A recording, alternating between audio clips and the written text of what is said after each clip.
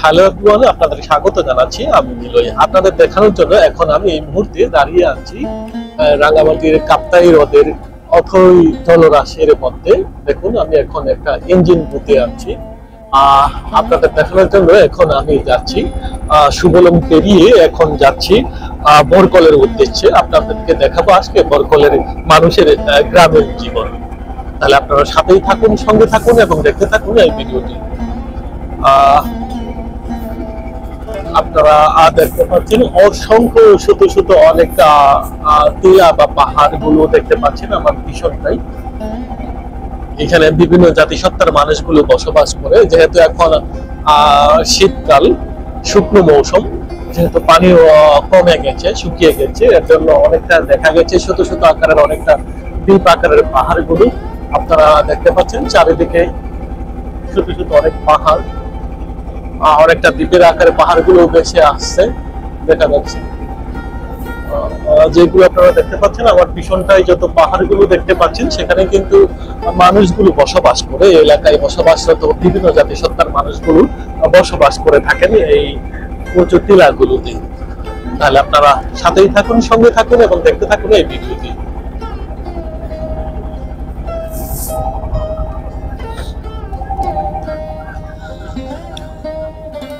দেখুন, আমি এই মুহূর্তে কাপ্তাই হ্রদের অথই জলে আছি। অথই জলে ইঞ্জিন বুথ দিয়ে যাচ্ছি।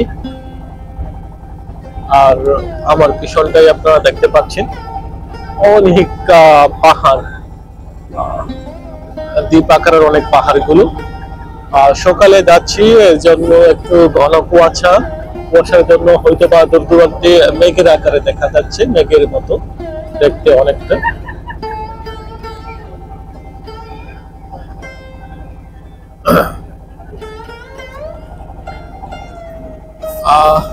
বরকলের উদ্দেশ্যে যেতে যেতে আপনাদেরকে দেখিয়ে যেতে যাচ্ছি। এখানে অনেকটা দেখা যাচ্ছে অনেক পানিপুরি, পানির হাঁস, পাইনা হাঁস বলে এই এলাকায় বসবাসরত বিভিন্ন জাতিসত্তার মানুষগুলো। দেখুন, বিভিন্ন পাহাড়ের উপরে অনেক ফলমূল লাগানো আছে। যেমন আপনারা দেখতে পাচ্ছেন সামনের পাহাড়টাই আপনারা দেখতে পাচ্ছেন আনারস লাগানো, আরো আছে বিভিন্ন কলা, বিভিন্ন ফল ফলাদের বাগান আছে এই পাহাড়গুলোতে, এবং আছে আরো আমের বাগান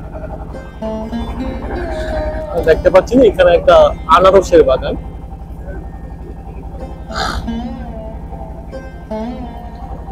এই পার্বত্য এলাকায় কিন্তু বসবাসরত সব জাতিসত্তার মানুষগুলো বেশিরভাগই সেগুন গাছ চাষ করে থাকেন, মানে রোপণ করে থাকেন।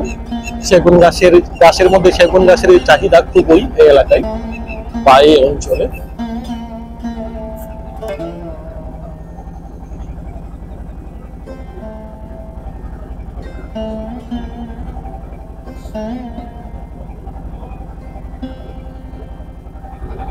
দেখুন, এইগুলা হচ্ছে সেগুন বাগান বা বিশাল বাগানগুলো।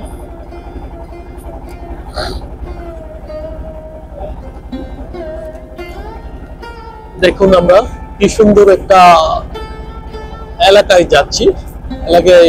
এই এলাকাগুলো কিন্তু দেখতে খুবই সুন্দর, মনোহর এবং মনোমুগ্ধকর। একেবারে বইয়ের পাতায় যেগুলো আমরা দেখতে পাই ছবি অঙ্কন করা, সেরকম সিনারি গুলো আমরা দেখতে পাচ্ছি।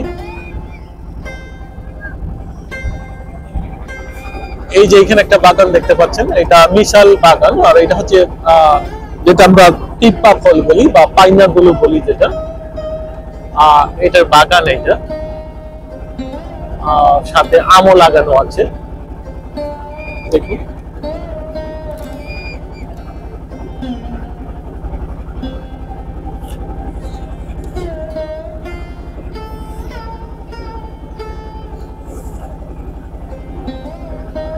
সাথে আমলকিও আছে এখানে, লেচু গাছ, বিশাল বাগান।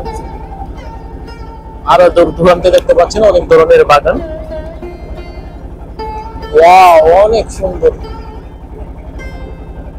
দেখার মতো।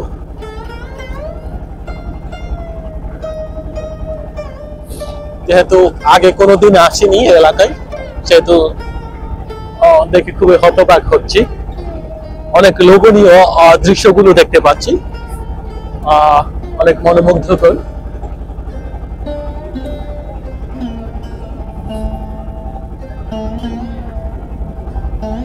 আরো কোথায় দেখতে পাচ্ছেন অনেক উঁচু পাহাড়, একেবারে সব পাহাড়টাই কিন্তু সাজানো সবুজ গাছগাছালি।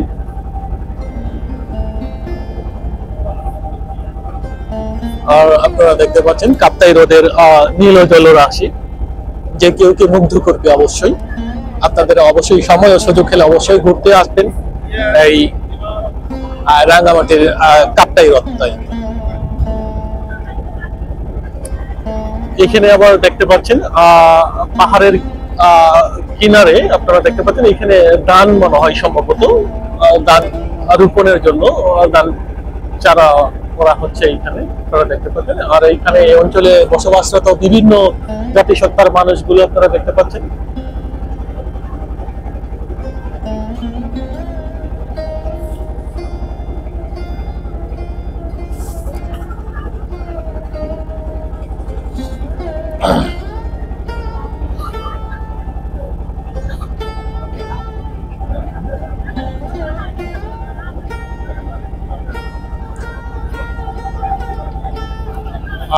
যারা মাছ শিকার করেন, যারা জেলে, ওরা দেখতে পাচ্ছেন আপনারা, ওরা মনে হয় ইচা মাছ বা চিংড়ি, ছোট চিংড়ি গুলো ওরা ধরছে। এই এলাকায় বেশিরভাগ মানুষের পেশায় হচ্ছে কিন্তু জেলে। কারণটা এই যেহেতু হ্রদের মধ্যে বসবাস করে, এই এলাকায় বসবাসরত, অঞ্চলে বসবাসরত বিভিন্ন মানুষজন, সেহেতু ওদের জীবিকা নির্বাহ করে ওরা মাছ ধরে, পাশাপাশি কৃষিও করে ওরা, তবে বেশিরভাগই এখানে জেলে অবস্থিত। আর এই রাঙ্গামাটিতে 25,000-এর উপরে জেলে আছে যারা এই কাপ্তাই হ্রদে মাছ ধরে জীবিকা নির্বাহ করে থাকেন।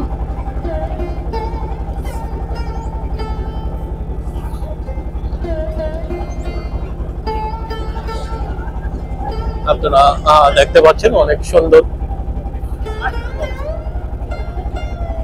এলাকা দেখতে পাচ্ছেন। আপনারা দেখতে পাচ্ছেন অনেক উঁচুতে এখানে স্কুল আছে, প্রাইমারি স্কুল, আরো আছে এখানে বাড়িঘর।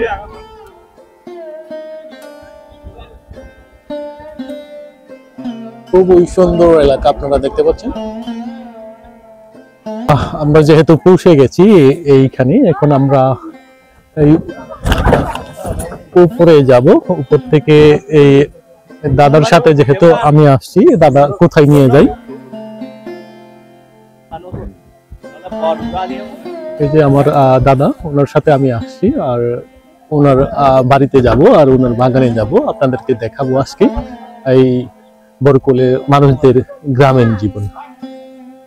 আমি আজকে একটা গ্রামে ট্যুর দিচ্ছি, সেজন্য আজকে আপনাদেরকে দেখাবো।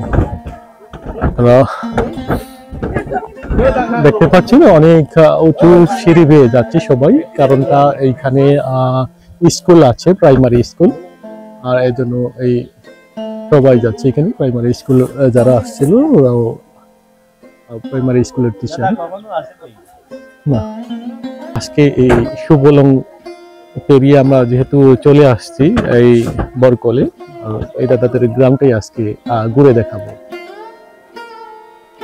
দেখাবো এখানকার মানুষদের গ্রামীণ জীবন।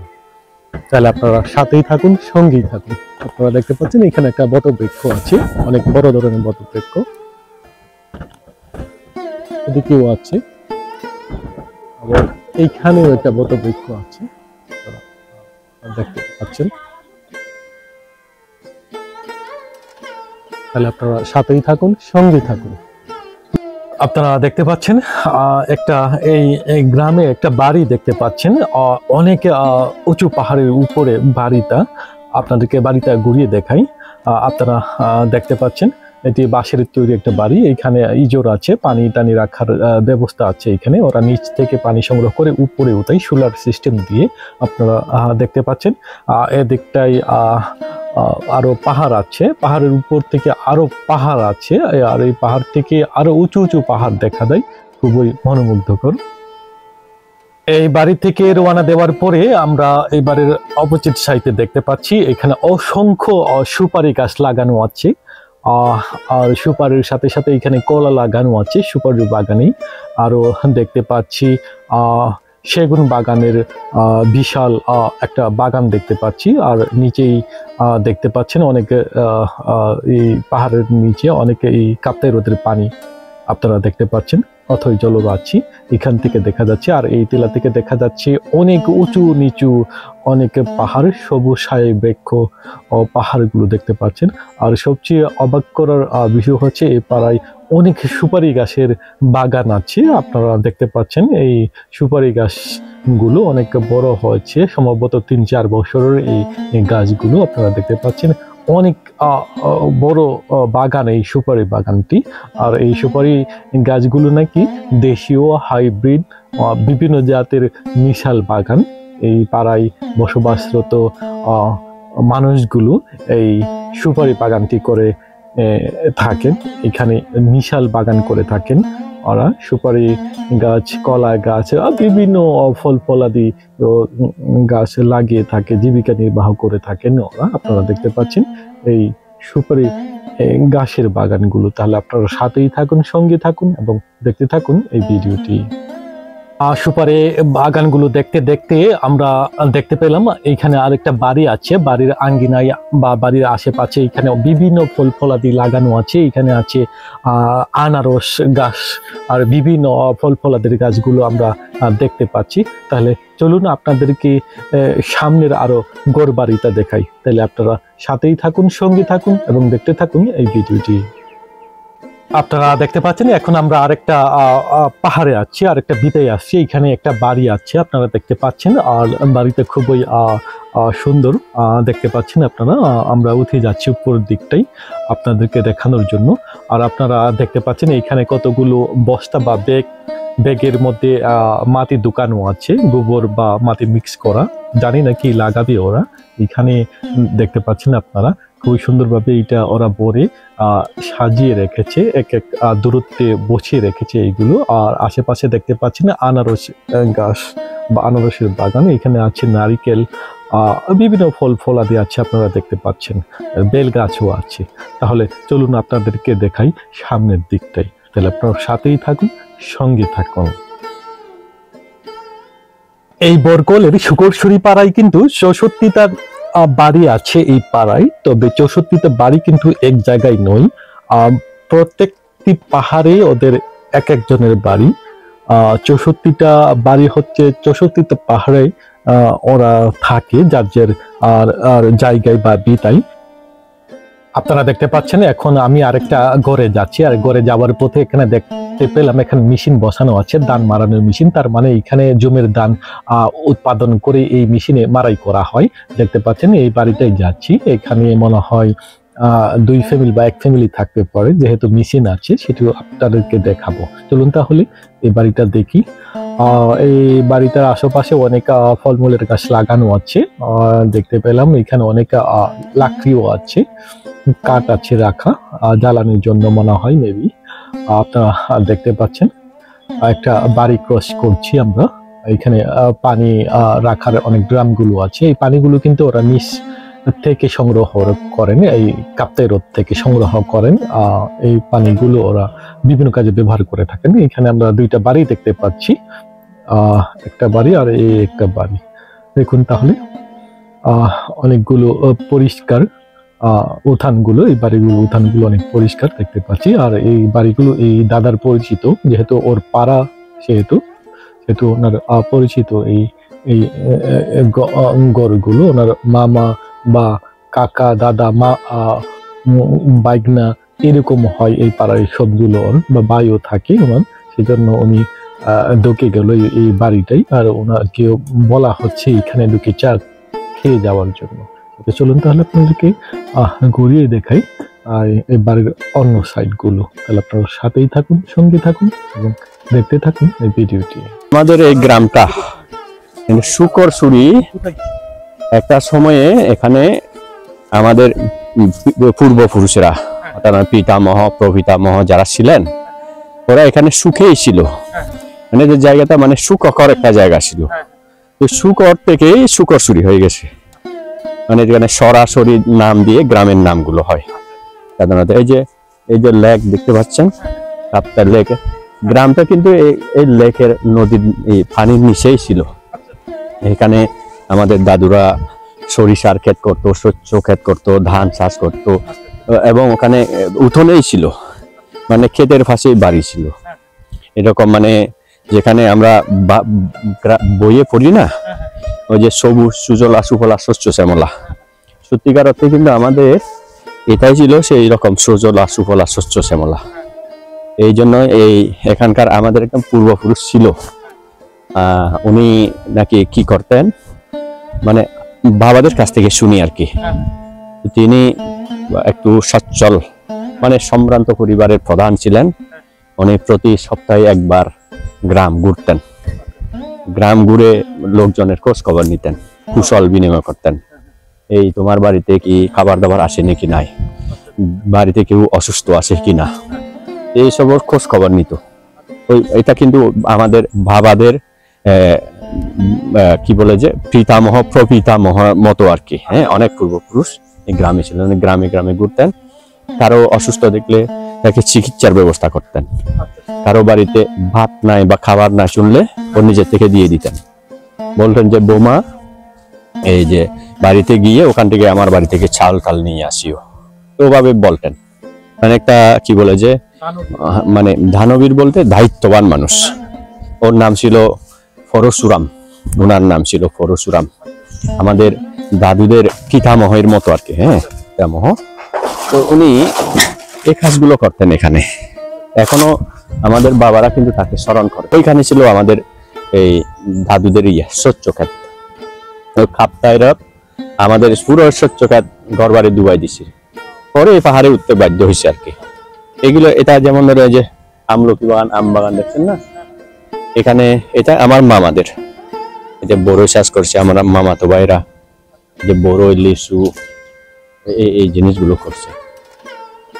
এই জিনিসগুলো এখন নতুন কৃষিতে, এগুলো নতুন আর কি। এখানে ইচ্ছে করলে খাইতে পারেন, সমস্যা না।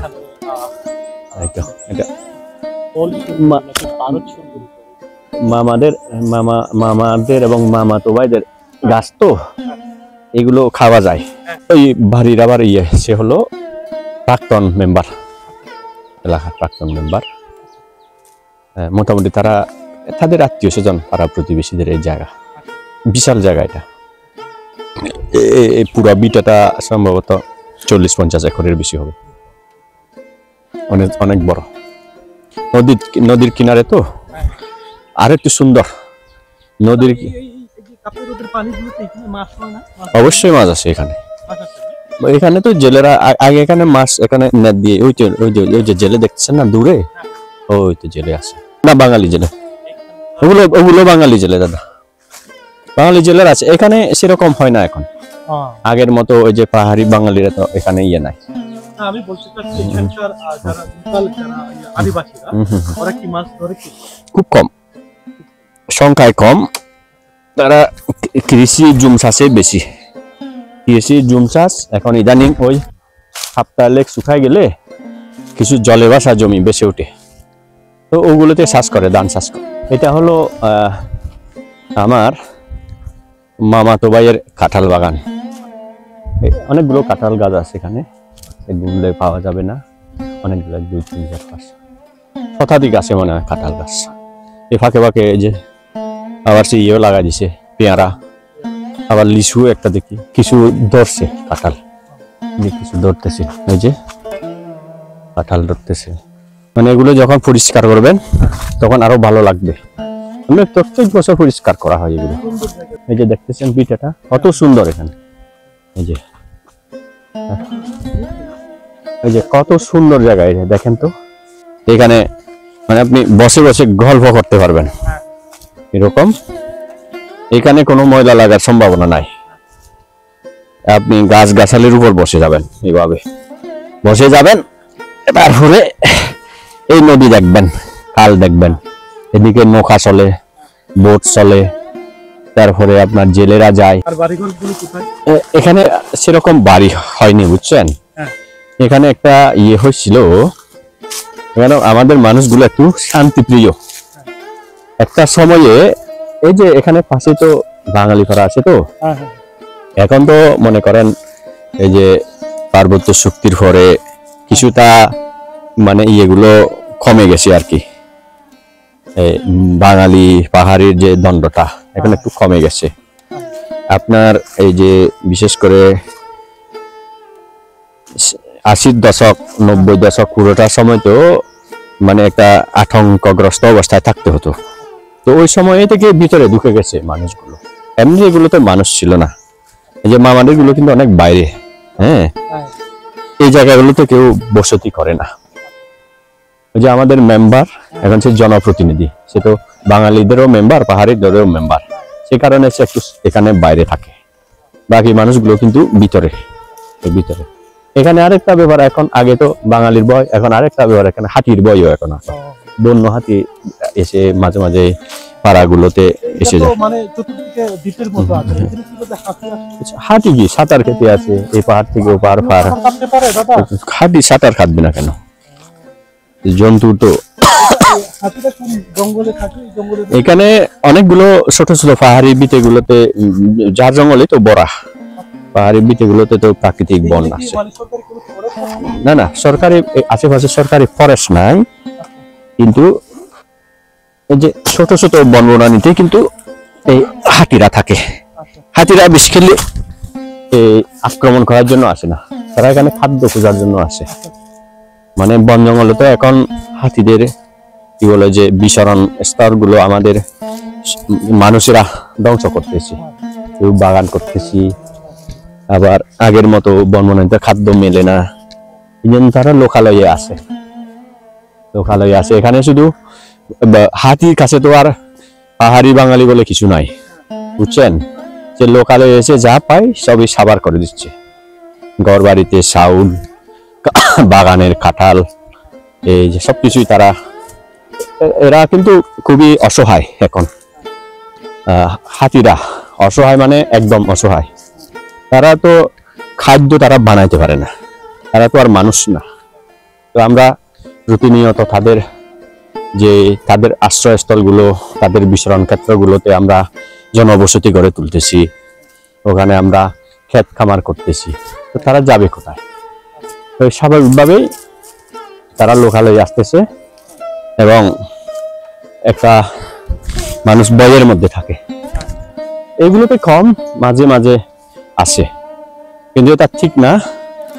এখানে সরকারের উচিত হলো যেগুলো সাধারণত হাতিরা বিচরণ করে ওই জায়গাগুলোতে হাতিদের জন্য খাবারের একটা ব্যবস্থা করে দেওয়া। এটা কিন্তু সরকারিভাবে বন বিভাগ করতে পারে। তারা যখন নিজেদের বিচরণের ক্ষেত্রগুলোতে যখন যথেষ্ট পরিমাণে খাবার পাবে, প্রয়োজনীয় খাবার, তখন তো তারা লোকালয়ে আসবে না। লোকালয়ে আসতে তো খিদার জ্বালা মেটাতে আসে তারা তো কাউকে ক্ষতি করার জন্য এখানে আসে না। অনেক কিন্তু বাঙালি হাতির এই যে কি আক্রান্ত হয়ে হাতির কি বলে যে মারা গেছে। হাতির আক্রমণে অনেক প্রাণ হারিয়েছে এখানে বাঙালি। এরকম আমরা শুনি, আমরা বিপদ করি, তো মাঝে মাঝে নিউজ করতে হয় এগুলো। এই দাদার পাড়া ছিল এই সুখরসরি, সেহেতু উনি তার শৈশবের স্মৃতিচারণ করে শোনাবেন আমাদেরকে। তাহলে চলুন তার মুখ থেকেই শুনি সেই স্মৃতিচারণগুলো। আমরা খুব ছোটবেলায়, যখন ক্লাস 1-2-তে পড়তাম, এখানে একটা স্কুল ছিল, আমাদের প্রাইমারি স্কুলটা এখানে ছিল। এটা টিনের ছাউনি ছিল এবং একটার পূর্ব দিকে একটু দূরে কিছুটা নিচে এখানে একটা মাঠ ছিল, আমাদের খেলার মাঠ, স্কুলের মাঠ আর কি। তো এখন এখান থেকে স্কুলটা স্থানান্তর হয়ে ভিতরে নিয়ে গেছে। এখন এখানে কিন্তু অনেক গাছ, সেগুন গাছও বড় বড় হয়ে গেছে। তখন একটু পরিষ্কার পরিচ্ছন্ন ছিল, আশেপাশে একটু ঝোপঝাড় ছিল। এখানে আমরা খুব সুন্দরভাবে লেখাপড়া করতাম। তো আমাদের ওখানে আমার মনে আছে একটু বাসা করে আমাদের স্কুলটা প্রতিষ্ঠা হয়েছিল। তখন স্থাপিত সন আমার একটু মনে আছে 1968 সাল। মানে এই প্রাইমারি স্কুলটা 1968 সালে স্থাপিত হয়েছিল।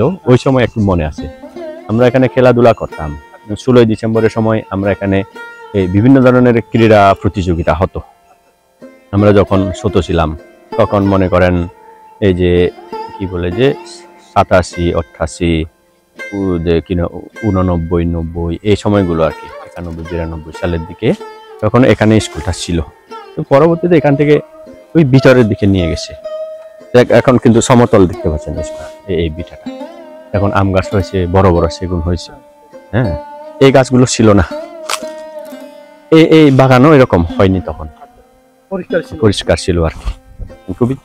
এখন এগুলো তো মানুষকে স্মৃতিঘাতর করে দেয়। এখানে আমার স্যারদের কথা মনে পড়ে, সেই সব শৈশবের সেই খেলার সাথে। হ্যাঁ, অনেকে ছিল। এখন আমি তো একা। গ্রামে কেউ কিছু আছে, তারা অনেকে বড় হয়েছে, সংসার করতেছে।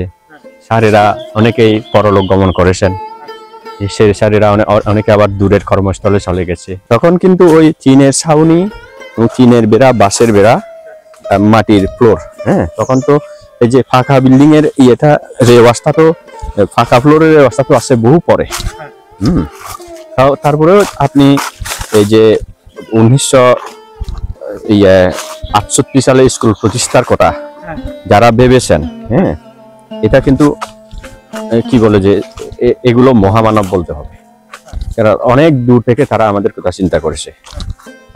68 সালে স্কুল প্রতিষ্ঠা করা কিন্তু সবার মাথায় থাকার কথা না, এটা আপনাকে ভাবতে হবে। জ্ঞানী গুণী মানুষ ছিল, তারা বুঝে, তারা উপলব্ধি করতে পেরেছিলেন ওই সময়, তাদের দূরদৃষ্টি ছিল। নাইলে আপনি এই শুকরছড়ি গ্রামের মতো একটা গ্রামে আপনি একটা 68 সালে একটা প্রাইমারি স্কুল তুলবেন, হ্যাঁ, এটা কে ভাবতে, যারা ভাবতে পেরেছিল তাদেরকে আপনার মহাজ্ঞানী বলতে হবে। আমাদের কথা ভেবেছিলেন, প্রজন্মের কথা ভেবেছিলেন। তখন তো বাংলাদেশ ছিল না, তখন তো পাকিস্তান আমল ছিল। হ্যাঁ, পাকিস্তান আমলে অনেক জ্ঞানী গুণী মানুষ ছিল, বাংলাদেশ আমলেও আসছে। তারপরে এখানে অনেক এই জায়গাগুলো স্থানান্তর হয়ে গেছে, স্কুলটা এখান থেকে সরাতে বাধ্য হয়েছে আর কি। কেন সরাতে বাধ্য হয়েছে সেটা অপ্রিয় হলেও সত্য। আমাদের এই গ্রামের মানুষ ছিল শান্তিপ্রিয়, একটু অদূরে বাঙালি ভাড়া। বাঙালিরা মাঝে মাঝে এখানে এসে ভয় দেখাতো, গাছ টাছ কেটে নিয়ে যাইতো, তাদেরকে ভয় পেত আমাদের মানুষগুলো কখনো মানে বাঙালিদের আক্রমণ করবে গিয়ে, এই মানুষগুলো কিন্তু যেটা পারতো না। বাঙালি আর্মি আসছে শুনলে তারা এখান থেকে পাহাড়ের উপরে ফালা যাইতো। আমরা অনেকবার ফালাতে বাধ্য হয়েছি, আমাদের বাবাদের দাদুদের সঙ্গে অনেকবার এখান থেকে ফালা গেছে। মানে আমাদের বাড়ি তো ভিতরে, ওই ভিতর থেকে আবার পাহাড়ে উঠতাম ভয়ে, তখন কি হয়। আপনারা দেখতে পাচ্ছেন আমরা আরেকটা বিতায় যাচ্ছি, আর একটা বাড়িতে যেতে হলে এইখানে একটা বাঁশের গেটের মতো একটা আটকানো আছে, সেটাকে খুলে তারপর ভিতরে ঢুকতে হয়। আপনারা দেখতে পাচ্ছেন আমরা ভিতরে ঢুকে যাচ্ছি, ভিতরটাই যাচ্ছি। আর ভিতরটা ঢোকার পরে আবার এটাকে বন্ধ করে দিতে হয়, বাঁশগুলো টেনে টেনে বন্ধ করতে হয়, যাতে এখানে গরু, ছাগল বা বিভিন্ন অপরিচিত মানুষগুলো ঢুকতে না পারে। এর জন্যই, কারণটা আমরা যেহেতু এই বিতাটায় ঢুকবো, এই পাহাড়টাই ঢুকবো, এই পাহাড়টা তো অনেক বড়, এর জন্য এইগুলো বন্ধ করে মানে নিরাপত্তার স্বার্থে, এখানে যেহেতু বিভিন্ন ফল ফলাদির বাগান আছে, এর জন্য এটাকে বন্ধ করে রেখে যেতে হয়। তাহলে আপনারা সাথেই থাকুন, সঙ্গে থাকুন। আম বাগান,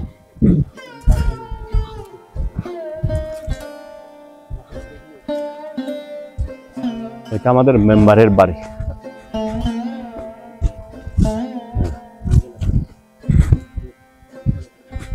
এটা 12 মাসি খাতার লাগাইছে বেটা, মেম্বার তো বেশি সচেতন। এটা 12 মাসি কাঁঠাল, এমনি সুপারি বাগান করছে, আম বাগান। এই পাড়ারই সাবেক মেম্বার, আমরা এই মেম্বারের বাড়িতে আসছি। আপনারা দেখতে পাচ্ছেন এই উঠানে অনেক পান সুপারি লাগানো আছে। পাহাড়ি জঙ্গলি না, আমাদের এখানে এগুলো প্রোডাকশন হয়। আমাদের লোকজন চাষ করে এগুলো দাদা, এগুলোকে হ্যাঁ, এগুলো পানগুলো চাষ করা হয়। এগুলো আমাদের লোকাল ভাষায় বলি মাইটে পান। এগুলো মাটিতেই ইয়ে হয়, গাছে হয় না, মানে গাছেও তোলা যায় কিন্তু মাটিতেই বেশি চমৎকার ভাবে হয় আর কি। এই যে সুপারি কিন্তু লোকাল, তাদের গাছের সুপারি। এই মেম্বার কিন্তু অনেক মানে সচেতন আর কি। এই যে দেখেন না, এই পুরো বাগানটাই তার।